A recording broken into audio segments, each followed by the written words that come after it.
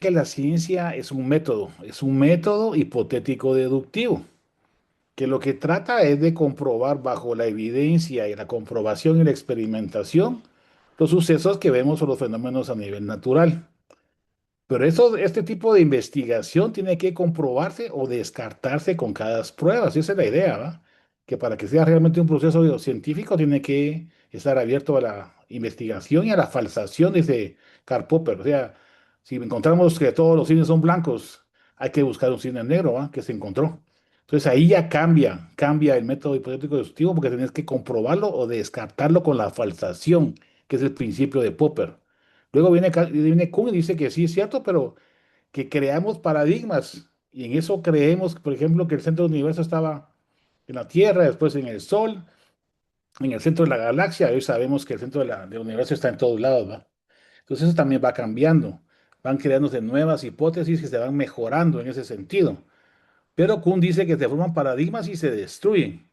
Entonces lo que dice Lakatos es que realmente el método hipotético deductivo hay que falsearlo, forma paradigmas, pero estos paradigmas solo se cambian, se moldean, se mejoran, no se destruyen, que es lo que dice Kuhn.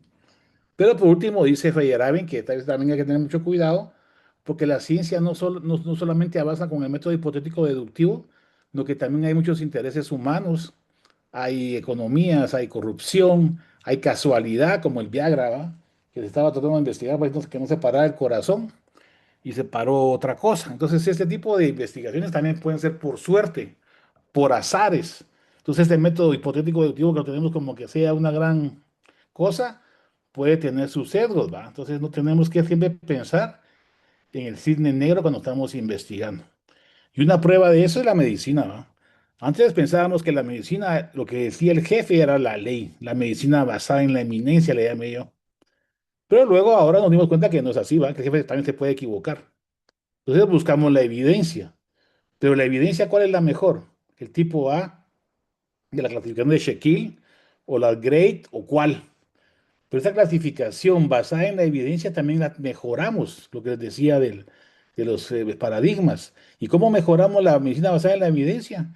La medicina personalizada, transdisciplinaria, que es lo que vamos a hablar hoy, donde se tiene que evaluar precisamente cada paciente para ver si tiene el dinero para comprarlo, para ver si no tiene efectos secundarios de los medicamentos, para ver si a él le hace efecto o le hace lo mejor en este tipo de tratamiento. Tiene que ser una medicina personalizada, que es lo que dice hoy. ¿Y qué es la medicina personalizada? Aquella medicina que va dirigida a tratar al paciente como persona integral, en un equipo transdisciplinario, en la cual esa medicina que previene, participa, se personaliza y se predice el futuro, son las cuatro P's que nos pueden orientar a la medicina que tenemos que hacer hoy. Y debemos de hacerlo transdisciplinariamente, no solamente como pasó la semana pasada, que hace 15 días en el Pilar, donde hay una paciente con un linfoma, que yo le hice el diagnóstico en la amígdala y se puso malita. La metimos ahí y cada especialista, porque paró en intensivo y se murió, fue a verla por muchas cosas estaba el cardiólogo, el neumólogo, el infectólogo, yo que le hice el diagnóstico, no sé qué hacía ahí, y un montón de gente más. Pero cada quien la va a ver. Es un abordaje multidisciplinario. Pero si nos pusiéramos a hacer una reunión y evaluar el caso, que nunca lo hicimos, sería interdisciplinario. Pero la transdisciplinaridad desde el punto de vista filosófico es aquella en la cual se personaliza el trato, que les hablé al principio de la medicina personalizada, que era la que nos lleva hoy. Y este tipo de abordaje transdisciplinario rompe los paradigmas anteriores, es lo que dice Edgar Morán, por si quieren leer el artículo. Y entonces vemos que en las farmacéuticas, por ejemplo, las investigaciones científicas sobre el tabaco, el alcohol y el azúcar han sido manipuladas por corrupción y por intereses económicos. Es lo que dice el Feyerabend, ¿va? Que a veces hay artículos que van a ser falsos. Que las cosas de otra forma.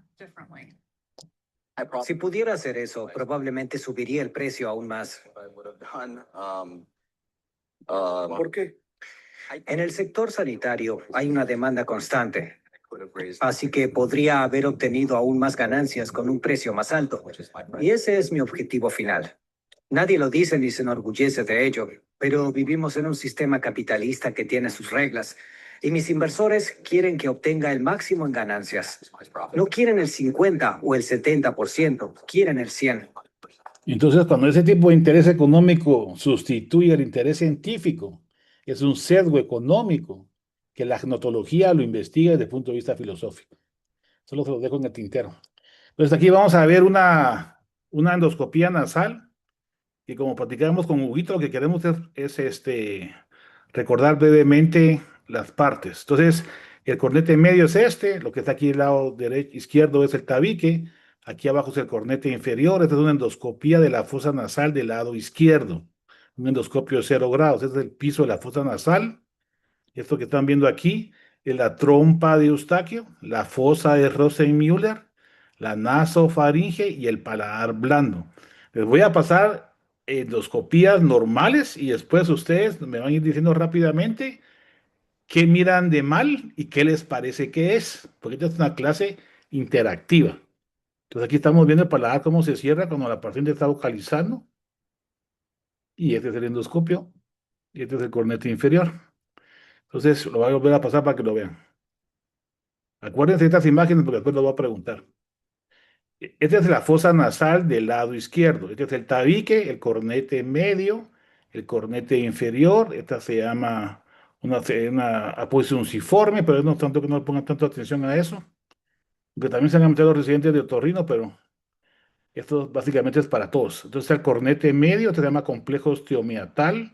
Aquí está la aposiciónciforme, aquí está la bula etmoidal. Aquí drena el seno maxilar y el seno frontal.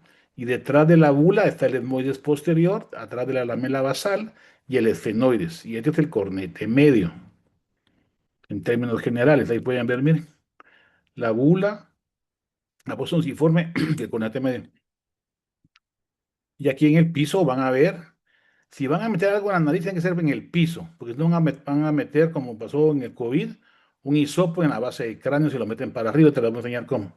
Este es el cornete inferior y el piso de la nariz es recto, horizontal, es paralelo al piso de la tierra. Entonces, tienen que tener esa idea, no para arriba, no que para atrás. Entonces, aquí están viendo la nasofaringe otra vez, la trompa de Eustaquio, la fosa Rosenmüller, el torus tubarius y la nasofaringe.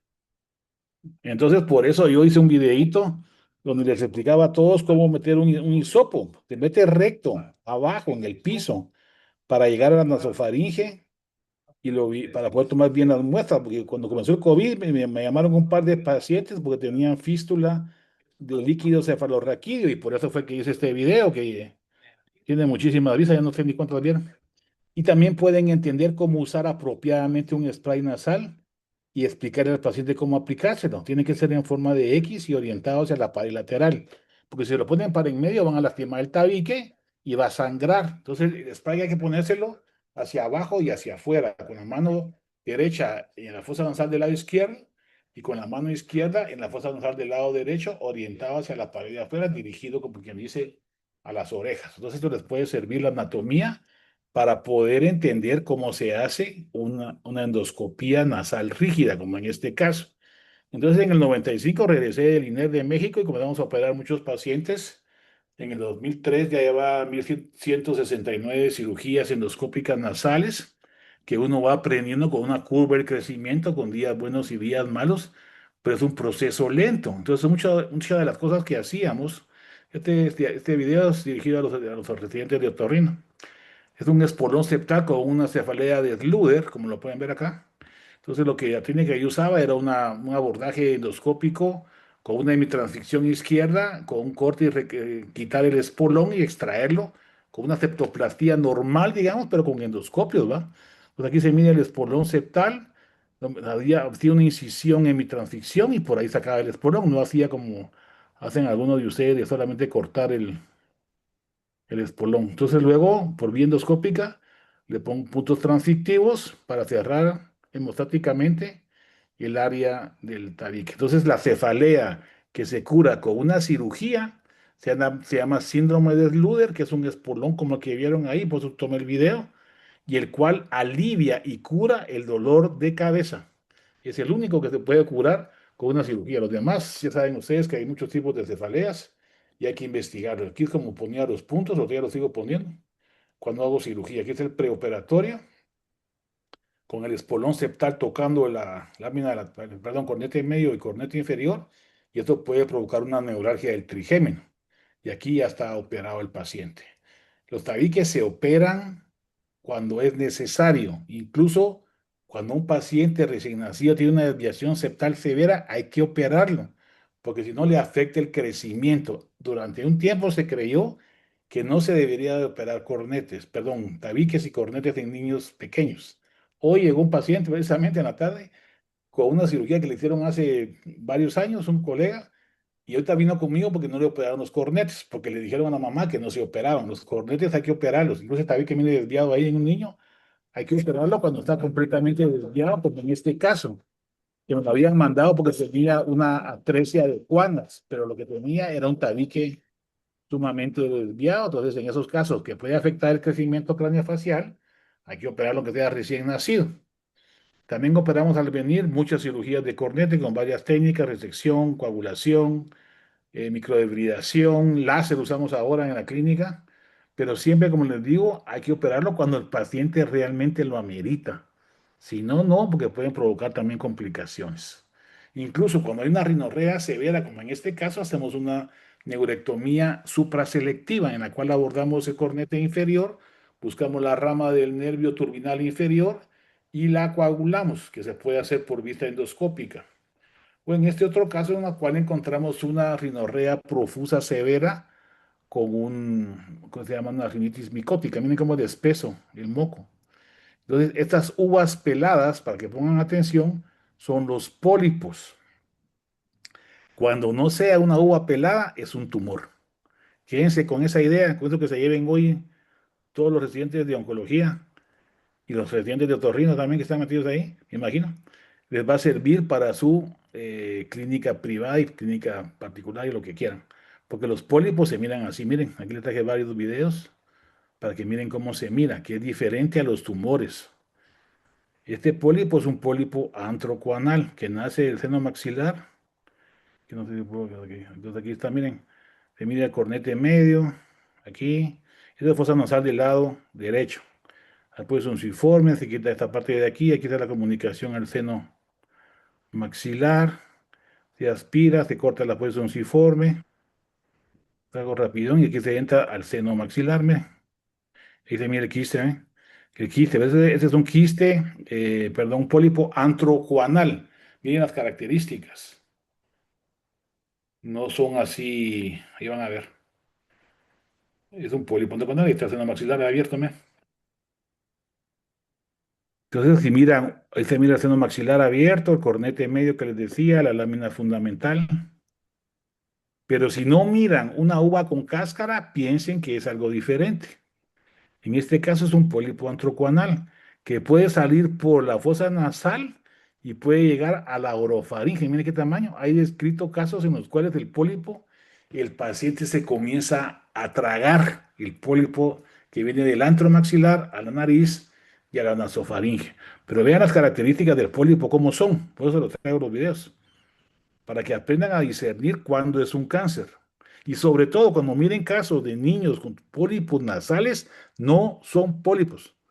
Son casi siempre, el 99%, tumores de base de cráneo.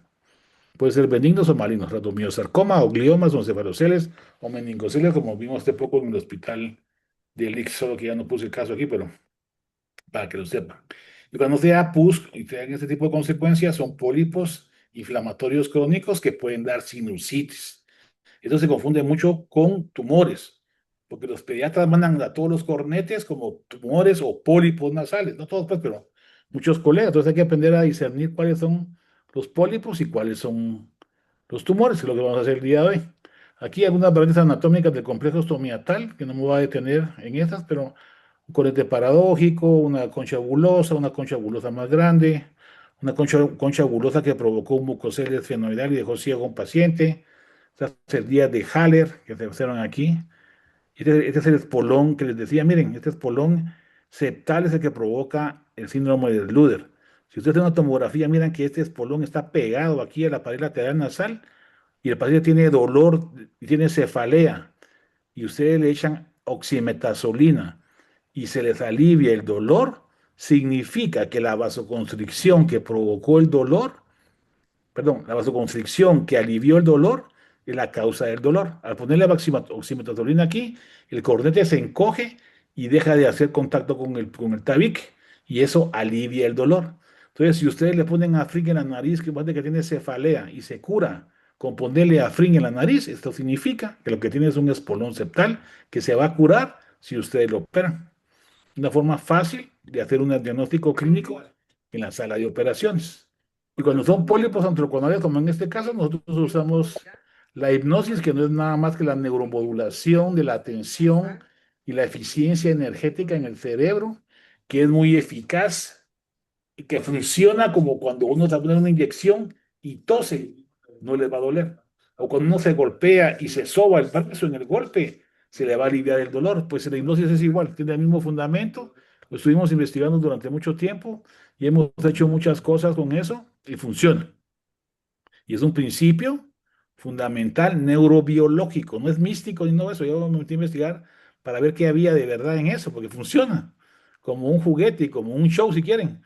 Pero ¿por qué funciona? La pregunta que yo me hice. Entonces fui a investigar y tiene un principio neuroplástico cerebral en eficiencia energética que gasta energía en un lado y la quita del otro. Cuando ustedes están sumamente concentrados estudiando y se les pasa el tiempo volando es porque la parte temporal del cerebro se apagó, porque usó toda esa cantidad de energía para poner atención a lo que están haciendo. Y bajo ese Big Bang, bajo ese equilibrio entre gastar energía en un lado y apagar otros lados del cerebro, es precisamente esa eficiencia energética que funciona para quitar el dolor. Entonces aquí hay algunos cuerpos extraños que hemos sacado recientemente que provocan también sinusitis y no son tumores, porque un cuerpo extraño que pasa 30 años en la nariz, se lo mandan a uno. Bueno, un paciente llegó a una clínica en un área rural, y dijeron que tenía un tumor y que iban a cobrar 35.000 quetzales. Y llegó a la clínica, creo que aquí tengo la foto esa. Ese de aquí creo que es, déjeme ver. Ah, no, no está aquí. Pero entonces lo que se mira es una como calcificación en el seno, aquí en el cornete, hagan de caso. Y lo que tenía era un rinolito. El cuerpo extraño, después de 30 años, se consolidó, se formó calcio alrededor y parecía un tumor. Entonces se le saca con una pincita ahí y se ahorró 35.000 quetzales, que también se confunden con tumores, ¿verdad? En este caso, el niño tenía no sé cuánto tiempo con un hule metido en la nariz y también le han dicho que tenía un tumor, entonces lo jalamos ahí en la nariz. Pero es un diagnóstico diferencial de los tumores que ustedes van a ver. Estas calcificaciones en los senos paranasales es una rhinosinusitis micótica, porque también capturan calcio. Entonces, cuando miran una cosa así en la nariz aquí, puede ser un rinolito, porque es un cuerpo extraño con muchos años que estuvo ahí. Entonces, cuando vean en esos casos que el paciente es diabético, que se han usado muchos antibióticos, no es un cáncer, es una infección crónica. ¿Y por qué es crónica? Miren el grosor del hueso aquí, del seno maxilar, y miren el grosor del otro lado. Esta osteitis es provocada por la infección crónica de los hongos en el seno maxilar. O sea que de repente tiene años o décadas con la infección ahí. Entonces, cuando miren este tipo de diferenciación entre las calcificaciones de las paredes, pueden pensar en eso. Y cuando tengan una cefalea de tipo central en el occipucio, generalmente es esto, es una sinusitis esfenoidal, que también se asocia a tumores del clivus, la base del cráneo, que van a ver por ahí en algunos casos. Y este tipo de mucoceles no son tumores, son obstrucciones del seno paranasal afectado y nos pueden dar una sinusitis frontal, una etmoidal o una esfenoidal que provocó una ceguera. Miren cómo está aquí el mucocele, provocó una ceguera de un lado y tenía hemianopsia del otro. Lo drenamos y se recuperó la hemianopsia pero este ojo ya no lo recuperamos. Entonces, una cirugía sencilla puede curar una ceguera, bueno, una hemianopsia de un lado, pero ya el nervio dañado de otro lado no se podía. Entonces, en este caso, para los residentes de Otorrino de Lix, es un caso que operamos en el San Juan de Dios con un mucocele. Entonces, el mucocele realmente bajo hipnosis se puede hacer con anestesia local. Es un procedimiento relativamente sencillo. Estoy metiendo un tubo, miren, en el seno frontal, después de hacer la ampliación del ostium del receso del frontal. Entonces, es una cosa que es relativamente sencilla, que se puede hacer también con hipnosis en la clínica. ¿Cómo está? ¿Cómo se siente? Muy bien, doctor, gracias. Ya le logramos drenar su mucocele frontal. ¿Cuánto le dolió? De 0 es nada y 10 es mucho. ¿Cuánto le dolió el procedimiento? 2. Poquito, entonces. Sí. La gente más liberado. Ajá, sí. Le aguantó todo el procedimiento, ¿verdad? El mucosele del lado derecho, miren, izquierdo de la pantalla, y el mucosele en el posoperatorio, pues como una tomografía, un control, miren, está abierto ahí completamente. Entonces sí se puede hacer, como se lo estoy enseñando ahí, pero muchas veces esos mucoseles no son mucoseles, sino que son abscesos intracraneales, que tampoco son tumores, pero se pueden hacer como diagnósticos diferenciales y hay que aprender a saber cuáles son cuáles. Otra cosa que hicimos mucho aquí en el IX cuando regresé fueron las dacroshistorinostomías, sobre todo para infecciones crónicas. Aquí está viendo el saco lacrimal y cómo se abre por vía endoscópica. Y también es un procedimiento relativamente sencillo, ¿va? Y esto es muy importante. Miren, estas son adenoides normales. Pero si miran unas adenoides grandes en un paciente con una obstrucción de la trompa de Eustaquio que les da una otitis unilateral en un adulto, lo más seguro es que sea un indiferenciado de nasofaringe.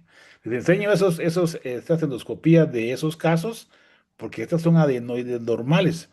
Pero unos videos después van a ver cómo se mide el cáncer. Aquí un paciente que está preoperatorio y aquí posoperatorio. Miren la diferencia. No sé si pueden verlo ahí. Bueno, no pasó, pero deja de roncar. Entonces aquí están las diferentes técnicas para adenoidectomía por vía endoscópica, que es como se debe hacer ahora, con radiofrecuencia, con legrado, con cublation, con todo lo que quieran. Pero hay que hacerlo bien, va, fundamentalmente. Pues si miran eso en un adulto, puede ser un indiferenciado. A una niña la operé de las adenoides y amígdalas y a la otra no, y son gemelas. ¿Quién creen que está operada? La niña grande, ¿va? Entonces la mamá me llevó a su niña chiquita y le dijo, mire, ¿cómo está mi otra niña? Mejor opéремela también. Le dije, pero mire, no es así nomás, vamos a examinarla, vamos a ver qué tiene y miramos, para que miren que realmente la cirugía sí funciona. Aunque hay estudios, todo esto fue un caso nada más, pero hay muchos estudios que le pueden afectar. Entonces, ese tipo de obstrucción nasofaringea puede provocar una apnea del sueño y puede matar no solamente de un infarto, sino que la libido sexual. Y aparte también afecta la relación marital. Si el niño, el bebé es la mujer, primero lo va a patear, después lo va a expulsar de la cama, va a cambiar de cuarto y después va a cambiar el marido, porque una de las principales causas de divorcio en Estados Unidos es precisamente la apnea del sueño, que también los puede matar. Si toma un antihistamínico de primera generación y va manejando un tráiler después de una noche de desvelo o los partidos de fútbol como ahora. En este otro caso tenemos lo que es la atresia de Cuana bilateral, que lo que se hace actualmente es ir a operarlos a Pamplona, como en este caso que vamos con el doctor, no me acuerdo, creo que fue con Jaimito, no me acuerdo con quién. Nos fuimos a operar allá a Pamplona, hicimos el abordaje endoscópico y todo salió bien, gracias a Dios. Entonces, como se debe de hacer, entonces hay una obstrucción completa en un recién nacido, pues hay que ir a liberarlo, como están aquí las fotos, ¿me? De lo que hicimos. Y este es un avance de monobloque de un cruzón. Queda para los residentes de otorrino, porque ayer, hace un par de días, hicimos un abordaje para separar lo que es el seno maxilar de la base del cráneo en la región pterigomaxilar y región infratemporal, pero para cortar la parte medial, que es la apófisis pterigoidea, y el palatino hay que saber. Por eso les preguntaba en la mañana a los residentes si sabían exactamente la anatomía, porque hay que saber para hacer este avance monobloque de un cruzón, miren. Entonces lo hicimos con oftalmo, lo hicimos con neuro, con maxilofacial, y nosotros hay que cortar todo el globo ocular, miren, aquí están los cortes, ¿no? Y hacer un avance de toda la cara. Pero te cortan los globos oculares y para abajo hay que cortar las tiroideas y también el palatino y separarlo del ala mayor del esfenoides, que es lo que supuestamente hicimos hace un par de días en el IX. Entonces esa foto se la dedico a los residentes de otorrino para que se den cuenta cómo es. Y ahora ya que saben todo, quiero que me digan esto que es. Esta es la nasofaringe, miren, y tiene una masa aquí. Entonces no sé cómo me pueden decir. Aquí ya la drenamos, miren, y aquí otra masa. Eso se llama quiste de Torwell. No son las adenoides, sino que es un quiste, con una malformación embrionaria, para que sepan. ¿Esto qué es? Esto se llama adenoiditis. Y antes no la diagnosticábamos ni ahora porque nunca le metemos el endoscopio a los pacientes, pero si nos damos cuenta de esto, miren, No es ni amigdalitis, ni es faringitis, no, que es una adenoiditis. Entonces, esto es difícil de diagnosticar si no le metemos un endoscopio al paciente. Y este también es adenoiditis, que es diferente de un indiferenciado. Vamos a ver. ¿Y esto qué es? Como ya vieron anatomía normal, esta es la anatomía anormal. Que tiene una cicatriz en la nasofaringe, miren, que es una de las patologías más frecuentes en Guatemala. Se llama escleroma respiratorio, que no es cáncer, se parece mucho al linfoma, por cierto. Y es frecuente confundirlo con granulomatosis de Wegener también. Y así se mira más o menos el linfoma con escleroma. Pero en este caso es un escleroma en etapa cicatrizal, porque ya está cicatrizada la nasofaringe y se cierra, ¿va? Por eso que el procedimiento de Jones es una opción a tratamiento médico. ¿Y esto qué es? Dice el doctor que me sale agua por la nariz. ¿Es una rinitis o no? Si le está goteando el agua en la nariz o en el oído y le gotea, no es una rinitis ni una otorragia. Es una rinorraquia en la nariz y una otorraquia en el oído. O sea, tiene líquidos cefalorraquídeos saliéndole por la nariz. Y eso puede ser provocado por un tumor o por un trauma o espontáneamente. Estos son videos algo viejitos, ¿verdad? Pero les traje por una colección de viejos y nuevos. Y esta es una fístula de líquido cefalorraquídeo, pero a nivel etmoidal. Entonces le ponemos fluoraceína intratecal. Cuando hay tumores de base craneal, también los quitamos así. Ahí van a ver algunos casos adelante. Y esta es una fístula de líquido cefalorraquídeo, pero de canal de Stenberg, en la parte posterior del seno esfenoidal. Entonces, si tienen salida de líquido cefalorraquídeo a nivel de la nasofaringe y no viene del etmoides anterior, puede venir del etmoides puede venir del esfenoides, como en este caso, miren, tiene la fluoresceína en el seno esfenoidal. ¿De dónde viene? Y aquí abajo a la derecha también el quisteme, perdón, el meningocele del canal de Stenberg. Entonces tienen que abordarlo no de forma lateral, no que de frente. Entonces para abordar en frente tienen que resecar las fosas pterygoideas, la medial y la lateral. Y por eso tienen que saber cómo hacerlo para poder repararlo. Por eso la anatomía que revisábamos el día de hoy fue, ¿va? En la mañana, la clase de otorrino, les decía a los muchachos que tienen que saber bien la anatomía para poder saber qué es lo que hay que hacer como un abordaje transorbitario a la fosa infratemporal o subtemporal. Depende, van a algunos casos. Y este es un caso en el que está el doctor Sergio Ávila aquí, miren, porque es una fístula de líquido cefalorraquídeo que operamos con mi viejita de operar con el pilar una vez, la única vez que lo llevamos, ¿cierto?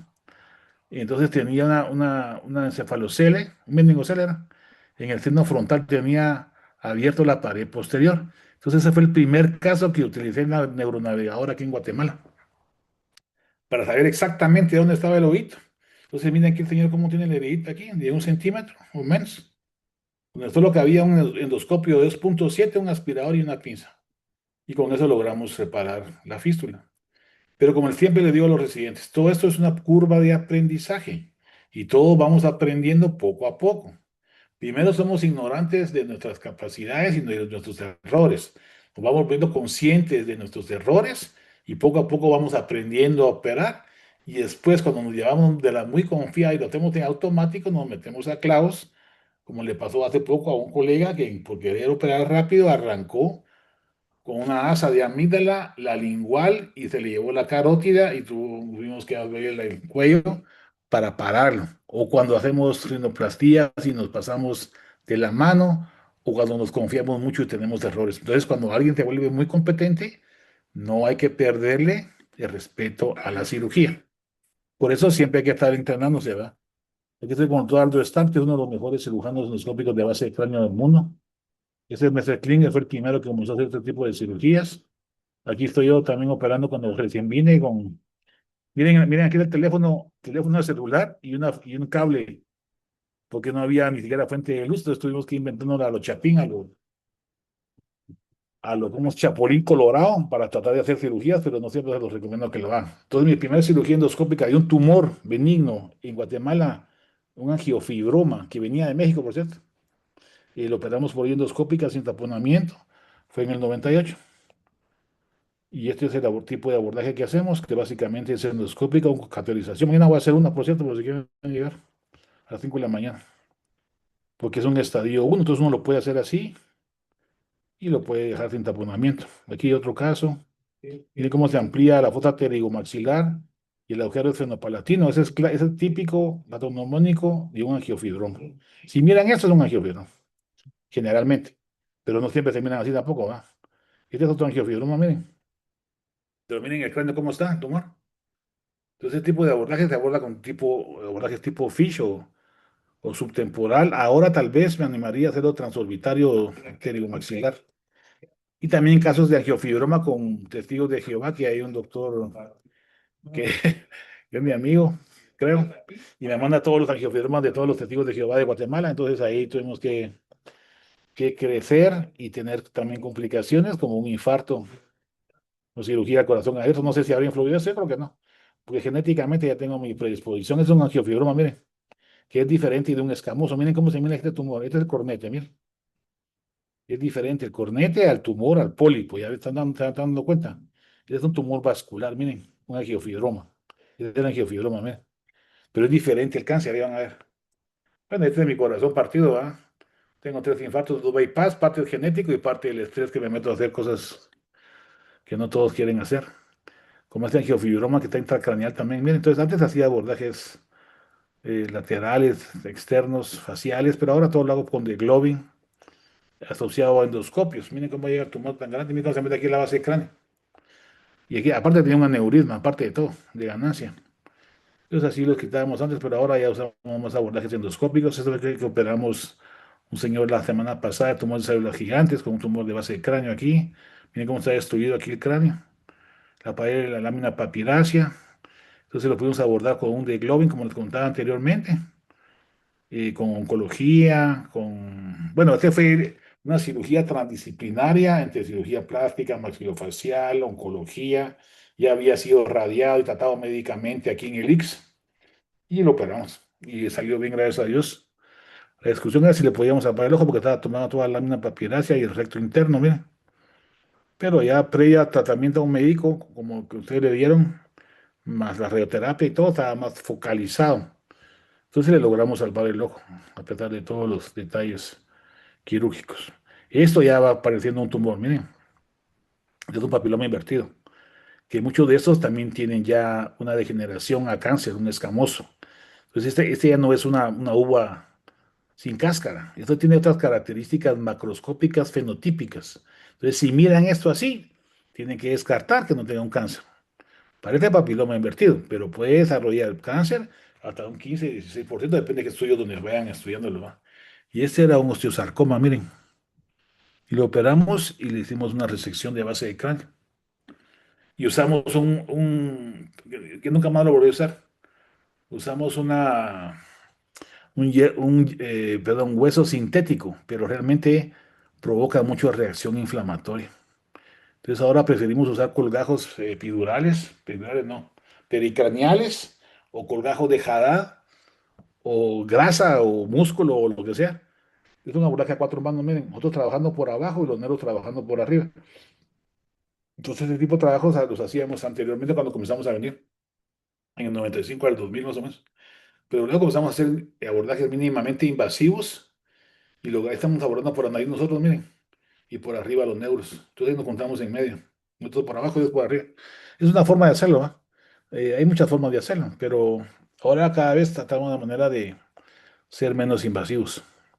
Aquí el paciente postoperatorio y evolucionó muy bien. Este es un caso que me vino la semana pasada, miren.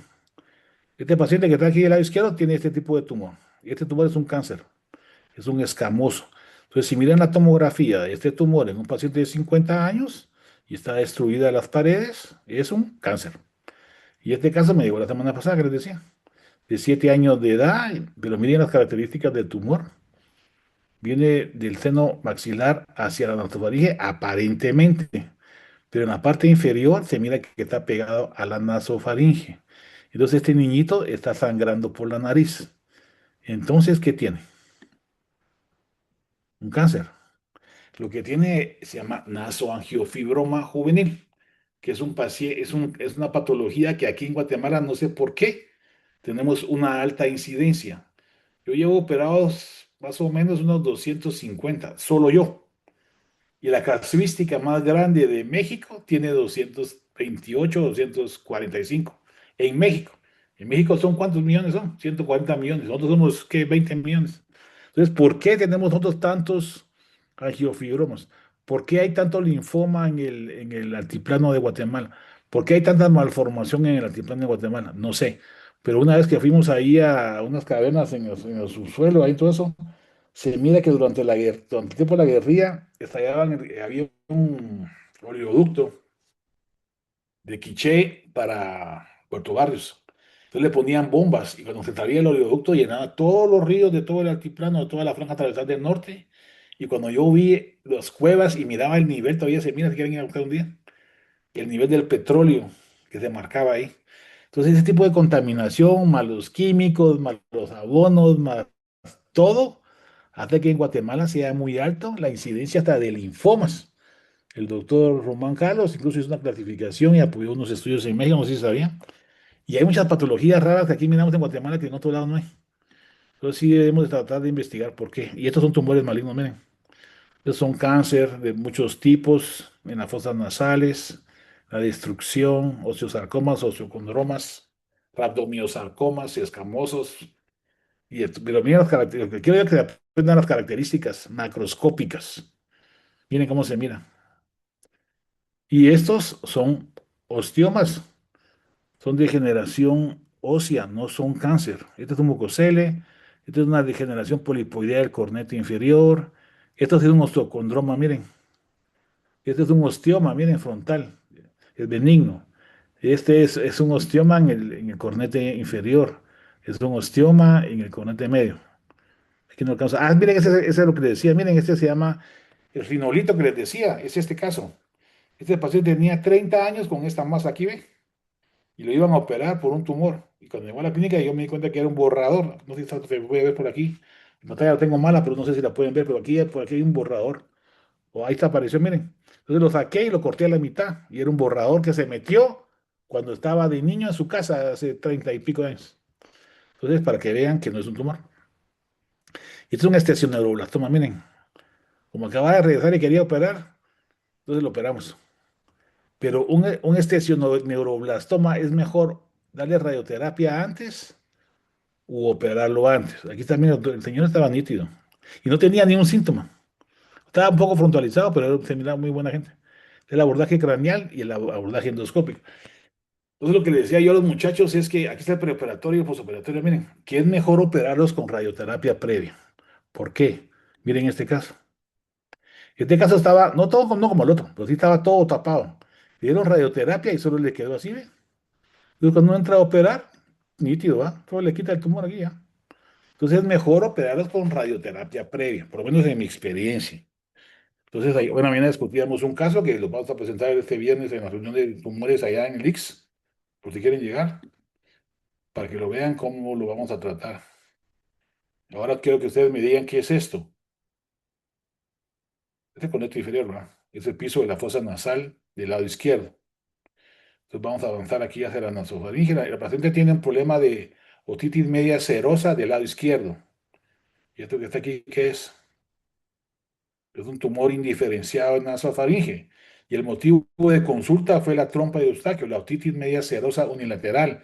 El paciente tenía sordera de un lado.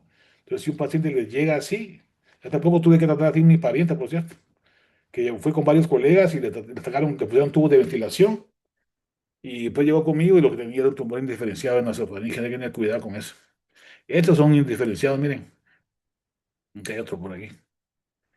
Entonces, las características son diferentes a los hipertrofia de adenoides, por eso los presenté anteriormente, a los indiferenciados de nasofaringe. Y estos son tumores indiferenciados de nasofaringe, son cánceres. Y generalmente se manifiestan con una disfunción de trompa de Eustaquio o con ganglios también, ¿va? Porque generalmente esos casos, esos tumores son muy difíciles de diagnosticar si no le meten un endoscopio. Entonces tienen que conseguir un endoscopio.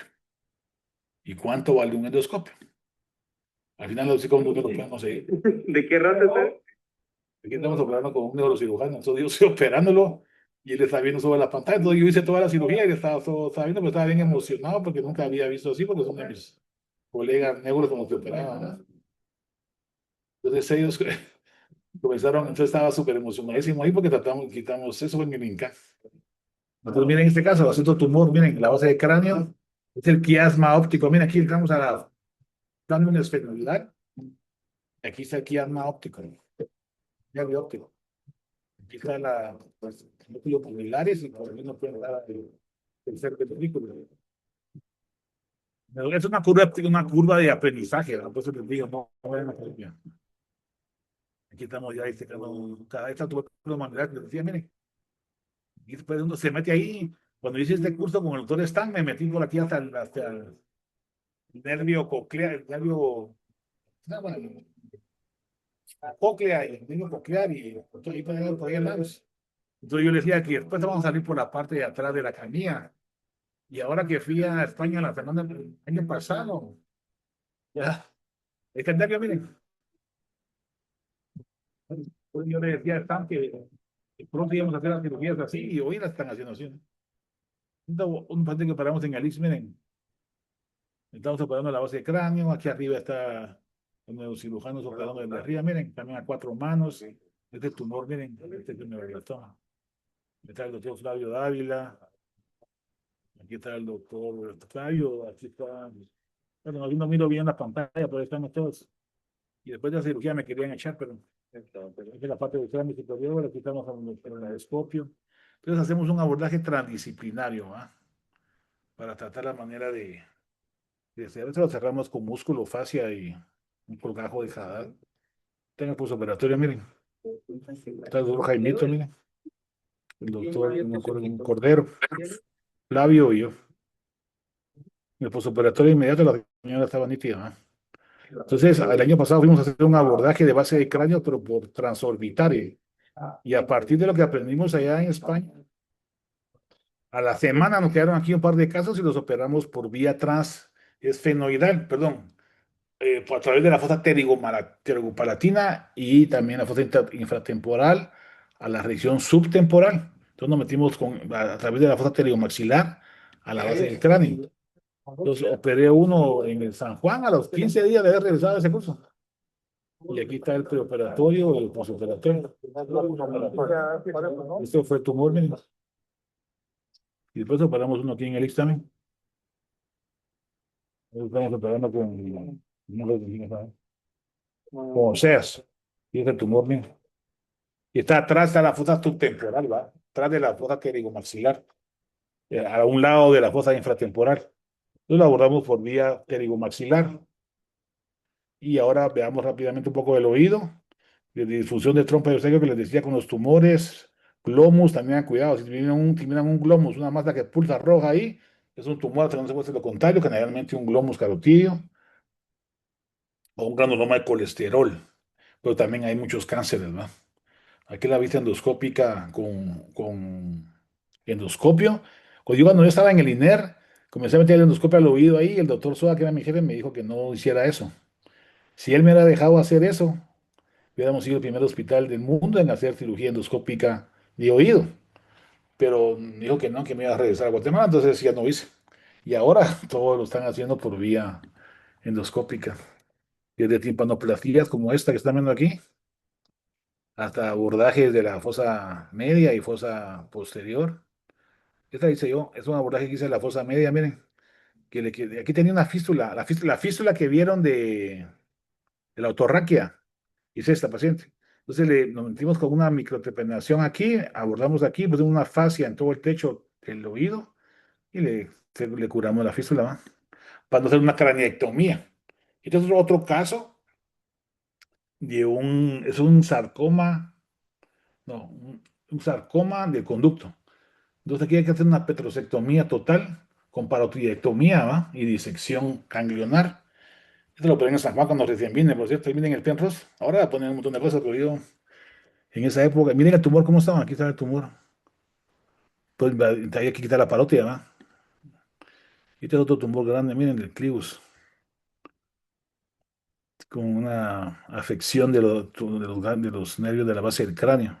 Entonces, si mira una parecia del recto interno, el motor ocular común, disfagia, una masa en el oído, parálisis facial, muchas manifestaciones que nos pueden orientar a pensar en malignidad en la base del cráneo. Y eso es lo que queremos ahora fomentar en el estudio de esto, ¿no? Y las petrosectomías, los abordajes tipo laterales con resección subtemporal. Y también en este abordaje, este fue un transvestibular, miren este meningioma que está aquí, miren el tamaño. Este lo operamos en el San Juan, en el San Juan de Dios hace, bueno, cuando recién viene, perdón. Entonces, una petrosectomía completa con resección del meningioma en el ángulo pontocerebeloso, que es el abordaje que está el nervio, miren. Miren cómo estaba antes y cómo estaba después. Miren aquí antes y después. Control tomográfico. También hicimos un abordaje también a través del seno sigmoideo. Abordamos todo hasta el ángulo pontocerebroso con el doctor Palacios también. Hicimos aquí en el IX y otros también en San Juan. Y tumores este caso lo traigo porque es importante que tratemos a los pacientes transdisciplinariamente. Porque si cada quien hace su parte, después pasa esto, ¿va? Que se opera el paciente, después me lo mandan a mí para que yo lo componga, porque yo no puedo crear un nuevo oído en otro lado, pues tiene que tener una orientación al resecar el tumor para dejar un conducto en donde corresponde. Entonces hay que entrar, como hicimos la semana pasada, todo el equipo transdisciplinariamente y orientarnos y colaborar, que es lo más difícil de un tipo de abordaje así, ¿va? El yoico, le digo yo, mucha gente que se cree Dios, pero todos somos cirujanos y todos podemos aprender todos los días y lo podemos comprobar. Y esto es lo que les decía de los linfomas angiocéntricos, ¿verdad? Los linfomas letales de la línea media, que fue el doctor Román Carlos, miren, uno de los estudiosos del linfoma en Guatemala que colaboró a nivel internacional con publicaciones para la nueva clasificación, según entiendo, ¿verdad? Y otros casitos más de cáncer, ¿verdad? De orofaringe, tío, operamos a un colega, por cierto. El doctor Marín, que es el jefe del INCAN de cabeza y cuello, vino a operar a un colega, yo lo ayudé. Junto con el doctor Raúl Jiménez, estamos tratando de manera ahora de hacer un abordaje transdisciplinario con la base y ayudándonos del doctor Marín en INCAN de México y el doctor Solares en Atlanta, en Estados Unidos, para poder formar lo que es nuestro sueño, la unidad de cabeza y cuello del IX. Que aprovecho para invitarlos y colaboremos todos en esto, ¿verdad? ¿Cómo vamos? Puchi, ya están los 10. Entonces aquí vamos a apurar un poquito la laringe, vamos a ir algo rapidito. Estas son las cuerdas vocales, estas son el repliegue ariepiglótico, esta es la epiglotis. Bueno, aquí voy a tardar un poquito para explicárselos. Aquí están los senos piriformes aquí atrás, las aritenoides aquí, aquí adelante y el epiglotis. Las cuerdas vocales verdaderas están vibrando ahí con estroboscopía, miren. Las cuerdas vocales falsas están aquí arribita. Entonces las que se cierran aquí en esta forma armónica, te mira así porque tiene estroboscopía, ¿verdad? Luz estroboscópica. Aquí están las aritenoides, aquí arriba en este caso sería el esófago, ¿va? Aquí atrás. Y adelante están las bayéculas y la base de la lengua, para abajo de la imagen. Entonces la lengua está para abajo de la imagen y el esófago está para arriba de la imagen. Y aquí hay unos conductos laterales que se llaman senos piriformes, por donde la comida se va hacia el esófago. Aquí la epiglotis se cierra encima de la laringe. Tiene que cerrar bien eso para que no haya aspiración. Entonces, si un paciente tiene una afección neurológica en la cual no funciona bien la laringe y no se cierra la epiglotis y las cuerdas vocales, el paciente está aspirando y puede tener un problema a nivel de un tumor en la base del cráneo y tiene una disfagia o aspiración con una afección neurológica, una derrame cerebral, si quieren, no va a poder cerrar bien la epiglotis y eso le va a hacer dificultad para aspirar. Entonces aquí podemos clasificar los tumores como marginales, si están en el repliegue ariepiglótico para afuera, y la supraglotis si están del repliegue ariepiglótico para adentro. Esos son los bordes marginales. Aquí está. Aritenoides, comisura poseedor interaritenoidea. Aquí está la cuerda vocal verdadera, la cuerda vocal falsa. Aquí está la epiglotis. Como les digo, adelante de la epiglotis o abajo de la imagen esta están las bayéculas y abajo está la base de la lengua. Y aquí, de este lado, a los lados, digamos, a la parte superior, están los senos piriformes, que son como aquellos toboganes que tiran la comida por los lados para que se vaya al esófago. Entonces, cuando la epilotis está para la laringe, por los toboganes o senos piriformes se va la comida hacia el esófago. Entonces, como ya saben la anatomía de la laringe, bueno, aquí ya, Bueno, ahí está, dale pues. lo estamos haciendo también aquí aquí Fuera, tiene una fuera el tresia. naso, fuera el naso, fuera el naso. Fuera el lazo. Esta es la tráquea. No sé cómo le quito volumen a esto. No. En el San Juan hicimos una unidad aerodigestiva, se llama, entonces tenían todo el equipo para poderlo hacer, entonces estamos haciendo muchas laringoscopías en niños, ¿va? En este caso, que lo que miran aquí es que hay una atrofia de la cuerda vocal de un lado, ¿va? La cuerda vocal del lado izquierdo, y esta es la tráquea. Aquí están las cuerdas vocales verdaderas, aquí está la región epiglotica, los senos piriformes, la epiglotis, aquí lo mismo, abajo está la base de la lengua, y aquí atrás, arriba, está el esófago. Entonces aquí lo voy a presentar rápidamente porque ya me pasé el tiempo. Algunos tumores de laringe. Y campeón, decir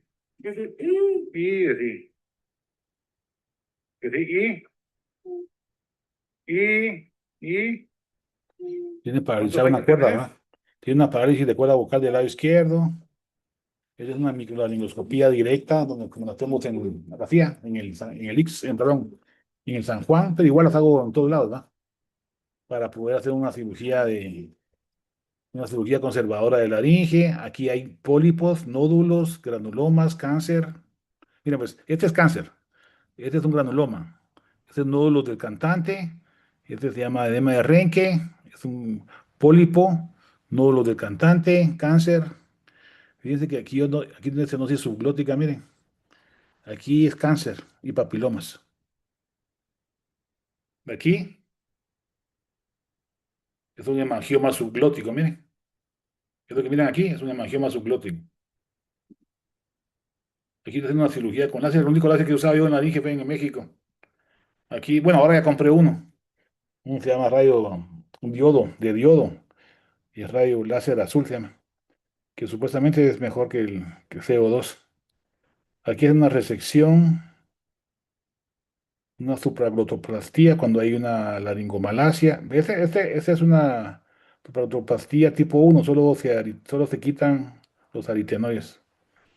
Aquí está la comisura anterior arriba, o sea que aquí la base de la lengua está arriba, porque estamos atrás del paciente. Es una laringoscopía de suspensión, y aquí estamos haciendo la cirugía, la supraglotoplastía para la laringomalacia.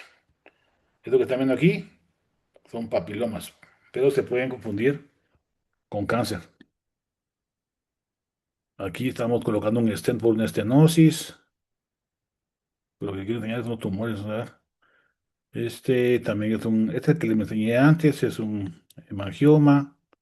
Este es un quiste sacular, quiste ductal subglótico. Es un quiste en la vallécula, miren, que se confunde con cáncer también, va. Y estamos en una laringofisura para hacer un cierre posterior de una hendidura faríngea. Es una hendidura faríngea tipo 1 que solo se pone aquí un par de puntos y se corrige. Que es una comunicación entre la laringe y el esófago. Es un cáncer, miren. Entonces, ese es un cáncer, se llama exofítico, ¿ah? Aquí la primera cirugía que hice cuando vine a Guatemala fue una hemilaringectomía vertical por un T1, T2 era, de cuerda vocal con comisura libre. Y los otros tipos de cáncer en la laringe, miren. Entonces, este cáncer, por ejemplo, está en la cuerda vocal, ¿va? Pero aquí estamos viéndolo desde abajo. Entonces, aquí atrás está la comisura posterior, aquí arriba esto es la epiglotis, miren. Y ese es un cáncer que está afectando la comisura anterior, un T3, ¿va? Aquí está al revés, esto es como una fibroscopio. Aquí está el repliegue ariepiglótico, aquí la comisura anterior está adelante, y ese es un tumor exofítico. Lo que pasa es que aquí en mi televisión no puedo ver esas cosas. Esta es una cordectomía subepitelial. Cuando sea un T1, se puede hacer una cordectomía unilateral, idealmente con láser, ¿va? Este no me acuerdo qué es. Es un tumor también, miren, es un cáncer. Porque tengo un problema aquí con la computadora, no puedo ver parte de abajo de mi pantalla, pero es un cáncer. Vamos a ver este qué es. Es el epilote, ¿verdad? Aquí está la película, miren. A ver, abre la boca. Aquí está adelante. Saca la lengua hacia adelante. Esta es la base de la lengua, miren, esta es la tamide, ¿verdad? Y ahí, lo estoy haciendo con un espejo flexible, estoy adelante del cliente. Aquí está el esófago, ¿eh? Y está haciendo unos piriformes. Y aquí está, miren eso. Es un cáncer. Y es un cáncer de la cuerda vocal del lado izquierdo. Y este es miren, este cáncer exofítico, hay que quitarlo rápido porque se puede desprender y se va al pulmón, ¿va? Y se muere el paciente. O puede tener una broncoespasmo u otro tipo de situaciones. Este es un hemangioma subglótico también, miren. Incluso hay un carcinoide, que este es un carcinoide, dijo usted que fue carcinoide este. Este tumor fue un carcinoide. Y este es un escamoso de la laringe. Es un escamoso, pero es subglótico. Miren cómo se cierra. El tumor está por debajo de la mucosa. Entonces uno no puede diferenciar bien el tumor, pero con la tomografía se complementan los estudios, ¿va? Y puede uno determinar exactamente qué es. Eso no me acuerdo qué es. Vamos a ver. Ah, es un cáncer también, miren. Ah, este es un cáncer bueno, mejor ni les digo. Es un cáncer y que se lo quitaron, pero tenía residual en epiglotis. Entonces, ¿qué hacen ahí? Mira, la cuerda vocal aquí, una bonita. Cuerdas vocales, ventrículos, aquí está el esófago, en los piriformes. Es un exofítico de epiglotis. Aquí está posoperado, miren. Pero ese tipo de tumor no se puede quitar el epiglotis. Uno quita el epiglotis, ¿qué va a pasar? El paciente va a aspirar. Entonces hay que hacer radioterapia y luego tratar la manera de hacer un abordaje, una epiglotopexia para que pueda el paciente tragar y pueda no se esté ahogando, ¿va? Es una parálisis con cáncer, miren. Del lado izquierdo. Esto creo que es un carcinoide. Miren, aquí está metido en la tráquea, miren. No sabemos exactamente qué era, ¿va? Entonces lo que hicimos fue hacer una traqueotomía, quitárselo, coagular los puntos sangrantes a través de una traqueotomía, porque si lo hago aquí por endoscopía, me comienza a sangrar, ¿cómo lo paro ahí? Se me muere. Entonces tuvimos que hacer un abordaje. Aquí termina el tumor, miren. Aquí termina la tomografía, ¿eh? Es otra vista de este tumor, miren. Entonces lo hicimos con una traqueotomía, abrimos una traqueotomía y ahí le hicimos la cirugía, ¿eh? Eso lo estoy quitando, ¿eh? Con un endoscopio, por supuesto, va a través de la traqueotomía, meter el endoscopio y quitamos el tumor y lo coagulamos y ya. Y el otro día se fue a su casa, respirando normal. Es el tumor antes, miren, y después de la cirugía. Y este es igual, solo que se lo operé en San Juan. El otro paciente que vieron antes lo operé en San Vicente. Antes me llamaban más en el San Vicente, todavía más. Eso tumbó también, miren, en la tráquea. Y el postoperatorio, el paciente ya se fue a su casa. Entonces ustedes se preguntarán, ¿cómo consigo un endoscopio? Bueno, miren, yo estuve averiguando y ahora hay unos endoscopios que valen 80 quetzales ahí en Temo, valga la propaganda para Temo.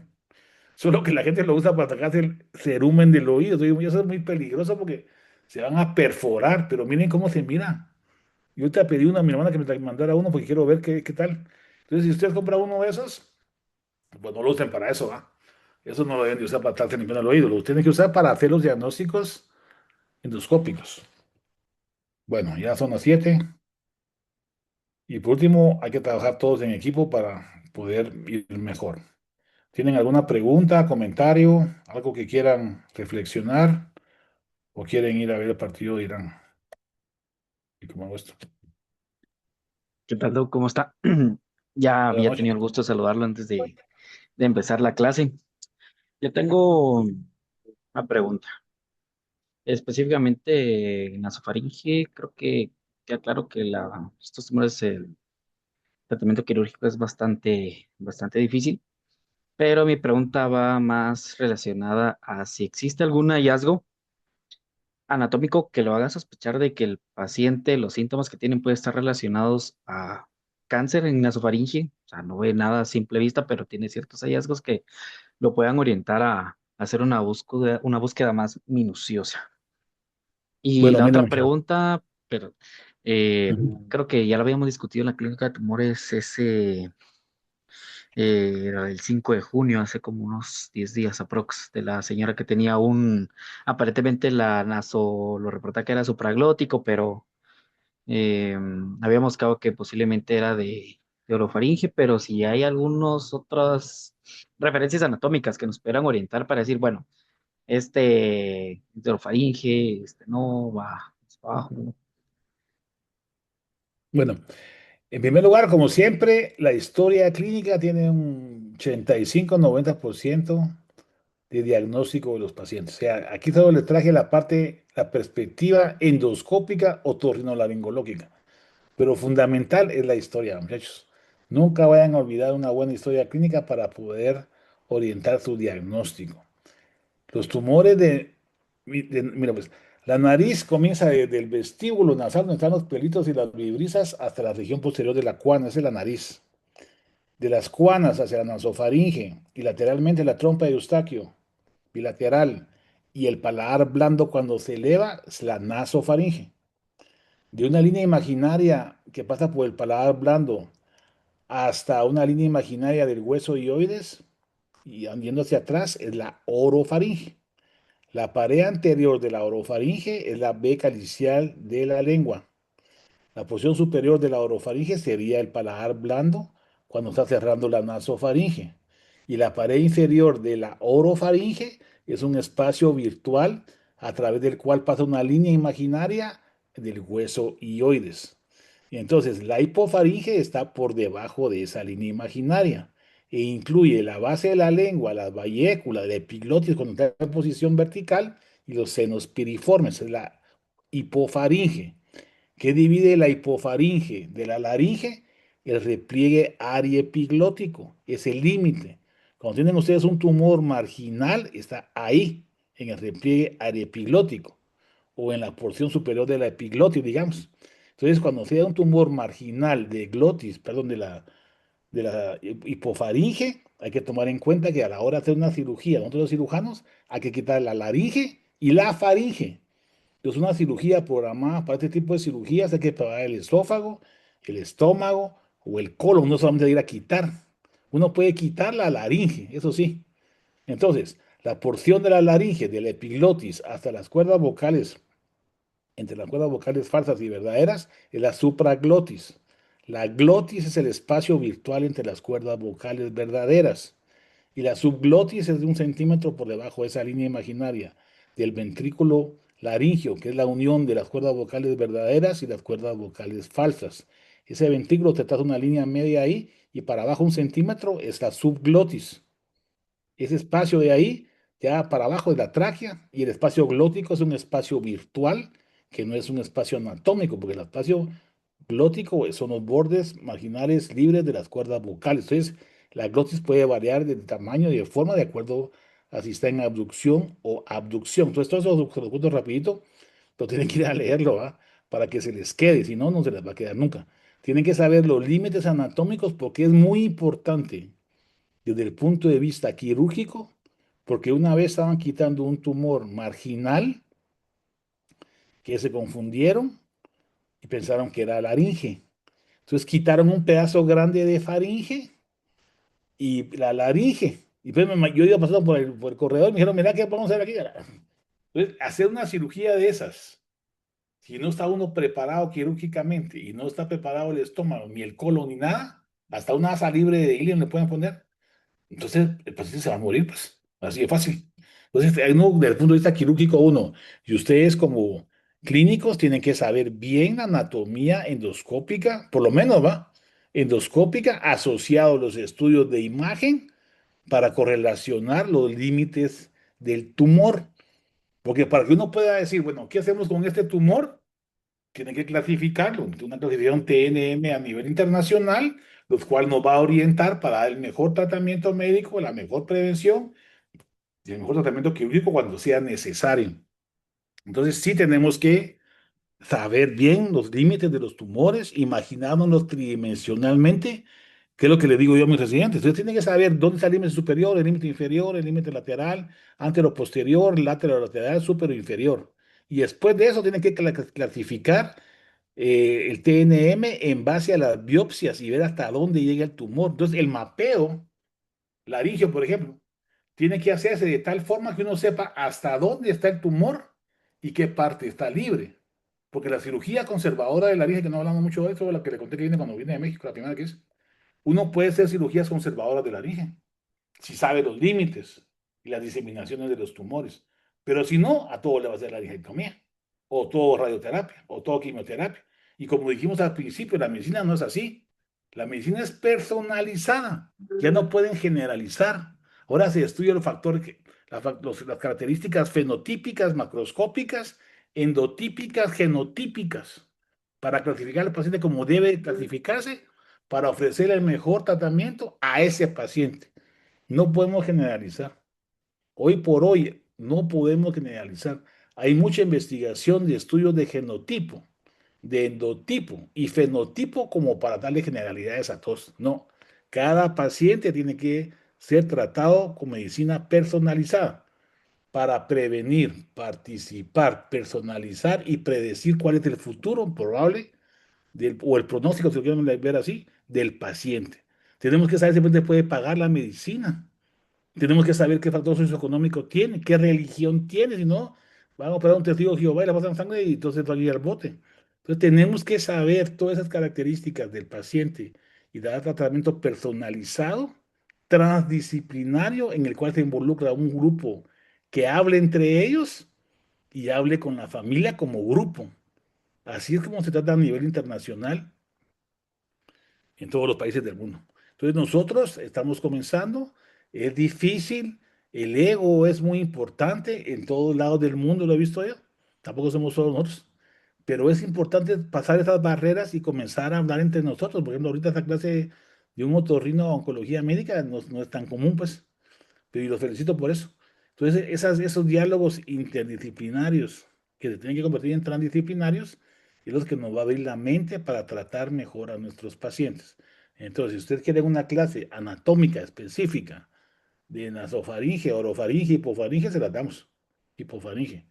Incluso es bueno que también hablemos con los radiólogos, porque muchas veces ese tipo de estudios endoscópicos se tienen que complementar con estudios radiológicos para poder llevar a buen fin o a buen puerto el tratamiento de los pacientes oncológicos, que es lo que estamos hablando el día de hoy. No sé si quedó claro, si respondí la pregunta. Sí, Doc, gracias. ¿Alguien más tiene alguna otra pregunta o comentario? ¿Quieren que les amplíe alguna cosa más?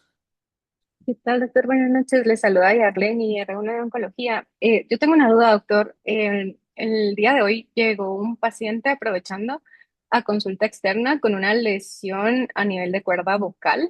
Se le tomaron biopsias de toda la región y pues daba que era un carcinoma de las escamosas. Según la patología, pues habían tomado varias biopsias, estas incluidas la de la cuerda vocal, aritenoide, epiglotis, subglotis y pues todas estaban con invasión tumoral. Bueno, creo que esto ya es un T3 o más avanzado, incluso un T4, donde pues la opción quirúrgica ya es menos, pero me quedó duda respecto al abordaje que dieron, porque fue por una laringoscopía de suspensión. Entonces, solo para preguntar, la diferencia entre esta y la endoscópica, si tiene alguna criterio para saber cuál de las dos hacer en estos casos de estos pacientes. Y, por ejemplo, si este paciente inicialmente iniciamos radioterapia y quimioterapia concomitante por la profundidad de la lesión, posteriormente habría que valorar cirugía o dependiendo, pues ya cómo se clasifica después del tratamiento. Esas son mis preguntas, doctor. Sí, esas son clásicas. Miren, pues, uno tiene que hacer una evaluación, bueno, mi criterio es personal, hacer una evaluación endoscópica preliminar. Y si uno lo que quiere es hacer un mapeo para lo que les estaba hablando ahorita, de dónde a dónde va el tumor. El tumor es solamente de la supraglotis, de la glotis, de las subglóticas, o es un tumor transglótico, o es un tumor faringolaringio. Tiene que uno estadificar el tumor anatómicamente. Y para eso se hace el mapeo ese. Pero el mapeo es para que uno sepa si el tumor está aquí, lo que quiero saber es hasta dónde llega. Entonces, ¿cómo voy a hacer para saber hasta dónde llega? Voy a tomar muestras de las áreas que se miran que sí está el tumor y las más cercanas que yo crea que no haya tumor. Para que yo tenga en mi cabeza la idea tridimensional. En México hacíamos figuras, hoy no había tanta computadora, hacíamos ahí figuras para saber más o menos qué es lo que estábamos haciendo. Entonces, eso se hace con una laringoscopía de suspensión. ¿Por qué? Porque si usted se mete a tratar de hacer biopsias así en un paciente despierto, con una nasofibrolaringoscopía, va a sangrar, le puede hacer un laringoespasmo, se puede morir el paciente. Incluso cuando yo estaba en México, que comenzamos con esas cosas en el INER, la hacíamos juntos. O sea que de esa época ya estaba y me pusieron a mí, no sé por qué. A mí me pusieron de coordinador para el estudio de cirugía de láser en perros, por cierto, el primer curso que hubo en México. Tal vez porque yo era cirujano y eso tal vez ellos creían que yo sabía más, pues a ver.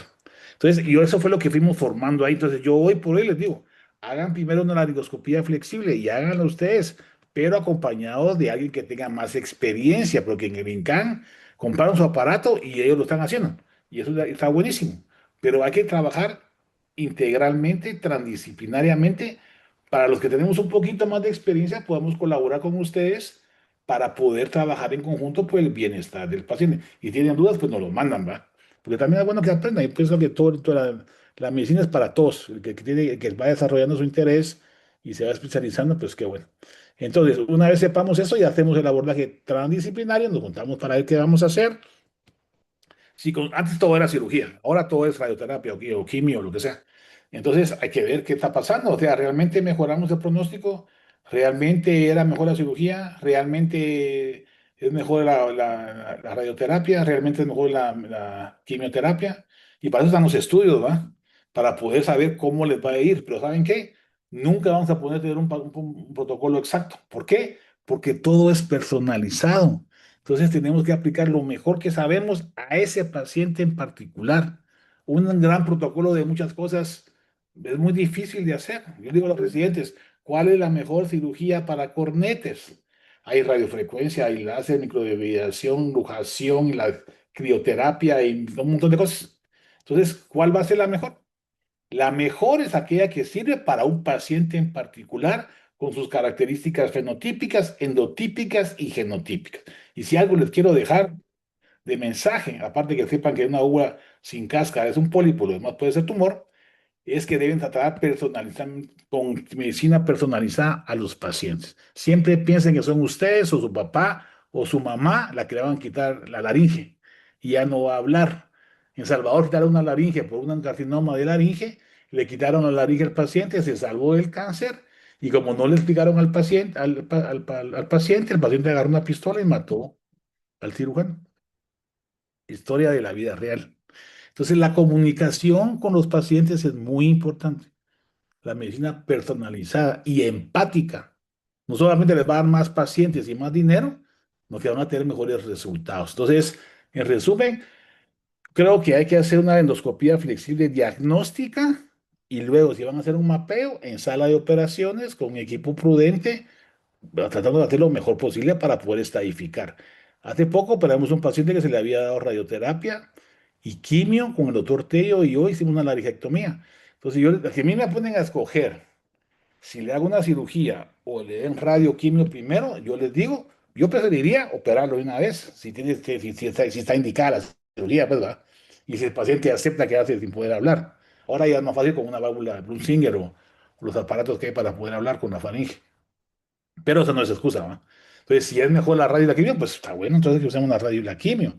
Pero en nuestras manos, en nuestro hospital, con nuestras radioterapéuticas y con nuestros medicamentos, eso es así. Todo lo vamos a saber si tenemos los estudios, si no, ¿cómo? Son uno que otro, no es estadística. Y otra cosa es que la estadística no creo en la estadística. Cada persona es 100% una persona. O la salvamos se muere. O sea, es probable que se salve, sí. Hace poco, como que les conté ahorita hace poco en el hospital privado, que decía yo, bueno, yo estoy una señora con respiración de Kussmaul. Y les digo a la familia, miren, yo creo que es importante que sepan que ese tipo de respiración es una respiración agónica, les dije, fue la palabra que usé. Por lo tanto, creo que vale la pena que traigan a su familia y que platiquen entre ustedes, porque yo miro que eso. ¿Y cuándo se van a morir? Yo no sé, yo no soy Dios. Pero lo que sé es que con una respiración de Kussmaul tienen que platicar qué van a hacer, porque eso ya es una cosa terminal. Entonces, yo por eso les digo, no tienen que estar con los pacientes y platicarles en las buenas y en las malas, como decía un profesor mío. Si algún día se te muere un paciente, tienes que ir con él